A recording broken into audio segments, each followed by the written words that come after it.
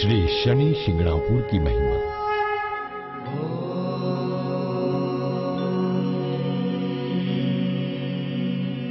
पूर्णस्तः पिंगलो बभ्रुः कृष्णो रौद्रान्तको यमः सौरिः शनैश्चरो मंदः पीपदाश्रय संस्थितः एतानि शनिनामानि जपेद सन्धिदो शनैश्चर कृता पीडा न कदापि भविष्यति न कदापि भविष्यति न कदापि भविष्यति। भारत देश प्राचीन काल से ही धार्मिक, सांस्कृतिक और ऐतिहासिक कारणों से हमेशा बहुचर्चित रहा है। भारत देश में एक राज्य है महाराष्ट्र। महाराष्ट्र राज्य में साधु संतों, ऋषि मुनियों और देवी देवताओं ने जन्म लेकर अपनी अपनी लीलाएं कर अपना निवास स्थान बनाया। इसी राज्य में है जिला अहमदनगर। इसी जिले की देवासा तहसील में एक छोटा सा गांव है शिंगणापुर। यहां गांव के सभी लोग खेती कर अपना जीवन खुशहाली से व्यतीत कर रहे थे। कहा जाता है 350 वर्ष पहले की बात है। उस वक्त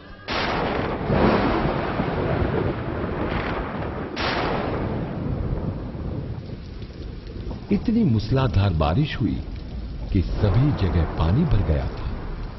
कहीं कुछ भी दिखाई नहीं दे रहा था।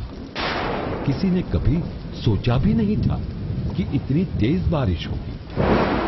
शिंगणापुर गांव के आसपास वाले सभी गांवों में बाढ़ आ गई और बाढ़ आ जाने से सारी फसलें नष्ट हो गई और किसानों को काफी नुकसान उठाना पड़ा। परंतु शिंगणापुर गांव में ऐसा नहीं हुआ। इस गांव में किसी को कुछ भी नुकसान नहीं हुआ। गांव के पास से एक नाला बहता था। इस नाले का नाम था पानस नाला।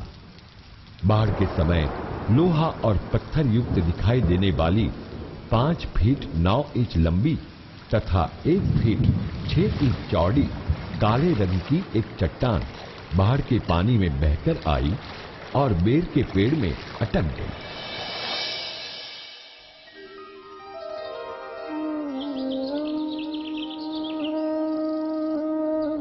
बरसात खत्म होने के बाद बाढ़ का पानी कम हुआ तो सुबह गांव के चरवाहे अपनी अपनी गाय भैंसों को चराने निकले। जब वे पानस नाले के किनारे पहुंचे तो उन्होंने देखा कि काले रंग की एक चट्टान बेर के पेड़ में अटकी हुई है। तो चरवाहों को आश्चर्य हुआ। वे चट्टान को देखने लगे।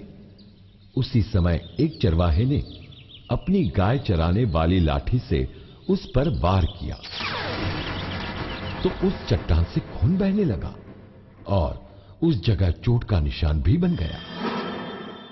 सभी चरवाहे खून को बहता देखकर डर गए। वे अपनी अपनी गायें भैंसों को छोड़कर गांव की तरफ भागे और सारा हाल चरवाहों ने गांव वालों को सुनाया। तो गांव वाले आश्चर्यचकित रह गए। ये खबर हवा की तरह आसपास के सभी गांवों में फैल गई। सभी लोग चट्टान को देखने के लिए पानस नाले की तरफ जाने लगे। तब गांव वालों ने उस चट्टान को देखा तो वो भी भ्रम में पड़ गए और तरह तरह के विचार बनाने लगे। शाम खत्म होने जा रही थी। कल सुबह ही कुछ करेंगे ये कहकर अपने अपने घरों को गांव वाले चले गए। रात में किसी को नींद आई तो किसी को नींद नहीं आई। बिस्तर पर लेटे लेटे कई तरह तरह की भावनाएं सभी गांव वाले बनाने लगे। उसी रात में एक भक्त के सपने में शनिदेव आए और कहा, तुमने गांव वालों के साथ जो भी देखा है वो सब सच है। भक्त ने कहा, आप कौन हैं? तभी शनिदेव प्रकट हुए और कहा, मैं स्वयं शनिदेव बोल रहा हूं। मुझे वहां से ले आइए और मेरी बीज गांव में पूजा अर्चना कर प्रतिष्ठापना करिए। ये कहकर शनिदेव चले गए। सुबह उस भक्त ने गांव वालों को सपने के बारे में सारा हाल सुनाया तो गांव वाले ये सब सुनकर दंग रह गए और भक्त के कहने पर गांव वाले ढोल ताशा के साथ बैलगाड़ी लेकर चट्टान के पास पहुंचे। चट्टान जो बेर के पेड़ में अटकी हुई थी, गांव वालों ने उस चट्टान को उठाने का काफी प्रयास किया, परंतु वो चट्टान उठाना तो दूर, हिलने को भी तैयार नहीं थी। दिन भर कोशिश करने के बाद चट्टान टस से मस नहीं हुई तो गांव वाले सोच में पड़ गए और निराश होकर अपने अपने घरों को जाने लगे और कहने लगे, कल सुबह आकर कुछ उपाय सोचेंगे।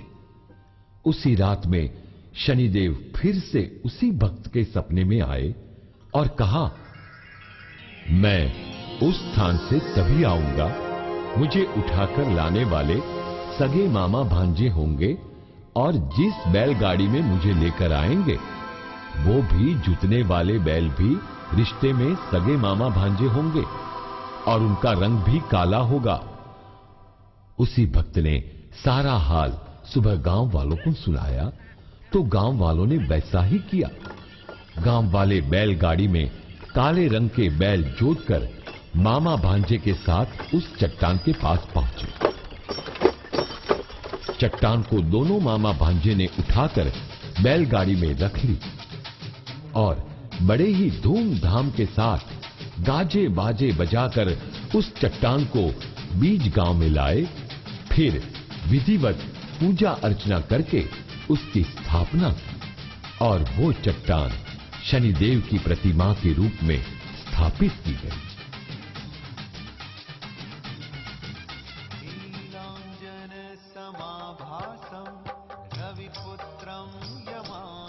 तभी से लेकर आज तक वही पूजा का रिवाज चला आ रहा है। उसी दिन से शिंगणापुर का नाम शनि शिंगणापुर के नाम से जाना जाने लगा। शनिदेव की कृपा से यहाँ के दरवाजे खिड़कियां हमेशा खुले रहते हैं। यहाँ कभी चोरी नहीं होती है।